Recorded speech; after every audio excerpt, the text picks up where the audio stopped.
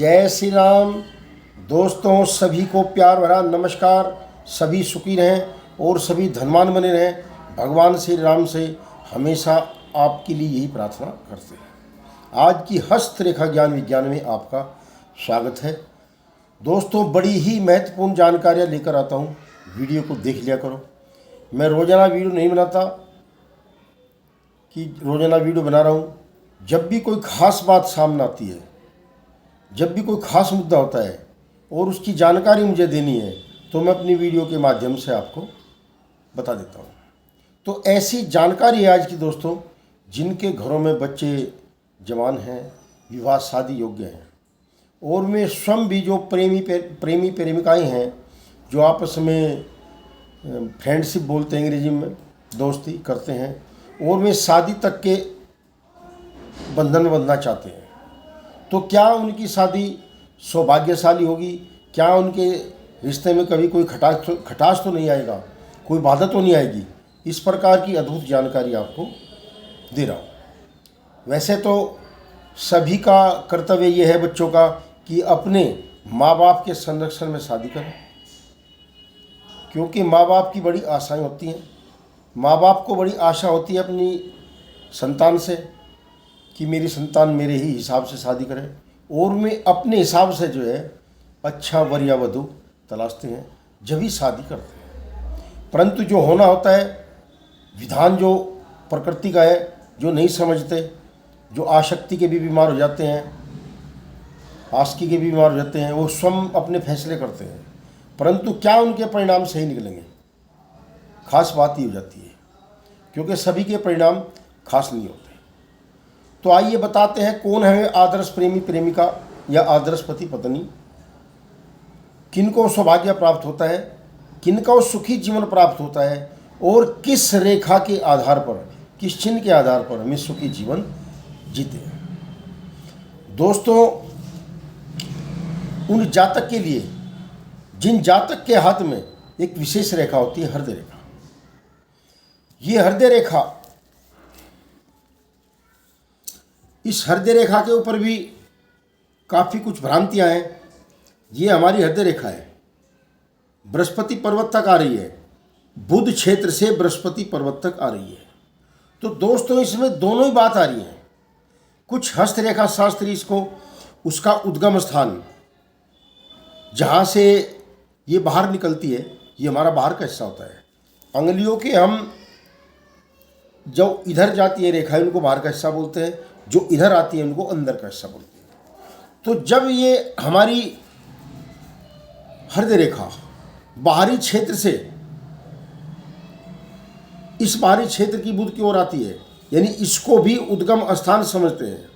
और कुछ हस्तरेखा शास्त्री विद्वानों ने इसको बुध का क्षेत्र बताया है। मेरी कल्पना तो नहीं है, पर हाँ मेरी जो है एक विद्या के आधार पे जो है एक लॉजिक है, विद्या के आधार पे मैं बता रहा हूँ कि मैं अपने जो भी मेरी वीडियो बनी है, जो भी मैंने अपना वीडियो चैनल पर डाली है, मैंने सभी वीडियो में हृदय रेखा का उद्गम स्थान बुध पर्वत बताया है। क्योंकि बुध पर्वत से ही सही मैं उन शास्त्रियों को भी कहता हूँ जो लोग उद्गम स्थान इसका बाहर की छोड़ जाता हो, समझते हैं कि इसी को ही उद्गम स्थान समझे, और यहीं से ही सही गणना होती है। हमारी आयु की गणना, हमारे प्रेम संबंध की गणना, हमारे वैवाहिक जीवन की गणना, हमारे दिल की गणना, हमारे हृदय की गणना, बहुत कुछ शुद्ध इधर से ही होता है। तो जब किसी जातक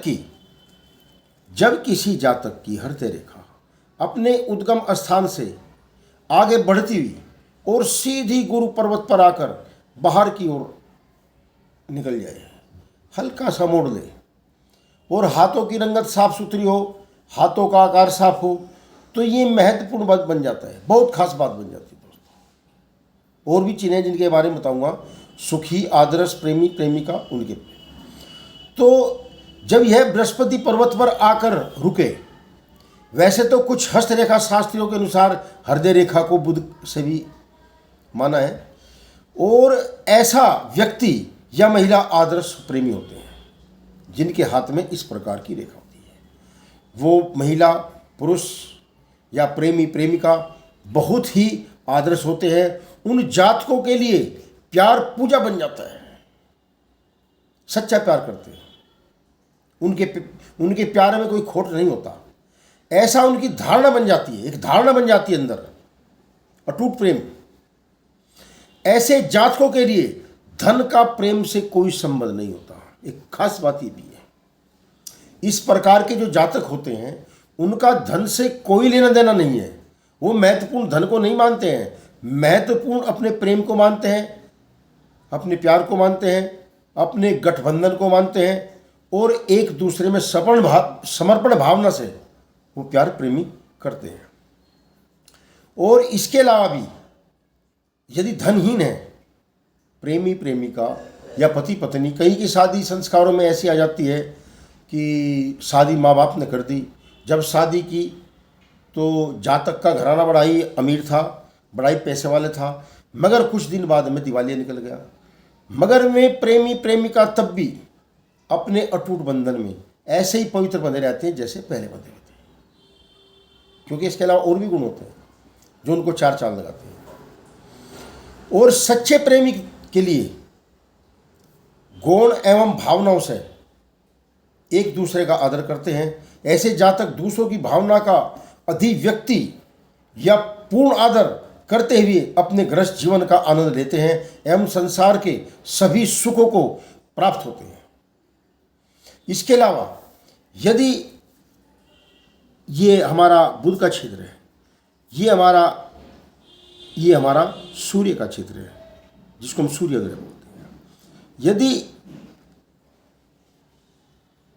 कोई विवाह रेखा हमारी बुध पर्वत को पार कर जाए, ये बुध पर्वत है, इसको पार कर जाए और साफ सुथरी हो, हृदय रेखा साफ सुथरी हो, और बृहस्पति पर्वत पर इसके बिल्कुल सिर पर मध्य में क्रॉस का चिन्ह हो, तो ये बेमिसाल बात बन जाती है, बेमिसाल गृहस्थी।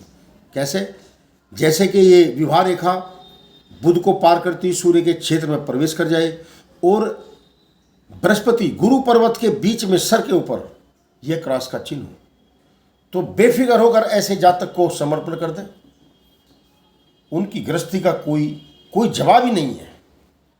ऐसा ऐसा इस रेखा का और ऐसा इन चिन्हों का फर्क पड़ जाता है। जैसे सीताराम बड़ी महत्वपूर्ण जानकारी है, अपने किसी मिलने वालों को भी शेयर करो तो बहुत अच्छा होगा, क्योंकि जानकारी ऐसी मिलती रहनी चाहिए। कई जातकों का गृहस्थ जीवन खराब हो जाता है यदि ये सब तीन चिन्ह हाथ में हैं और स्वभाव से हाथ गुलाबी है, तो बेफिक्र होकर जो है बच्चों की शादियां कर दे, निर्विघ्न सब काम होंगे। जय श्री सीताराम। सभी को नमस्कार, राम राम।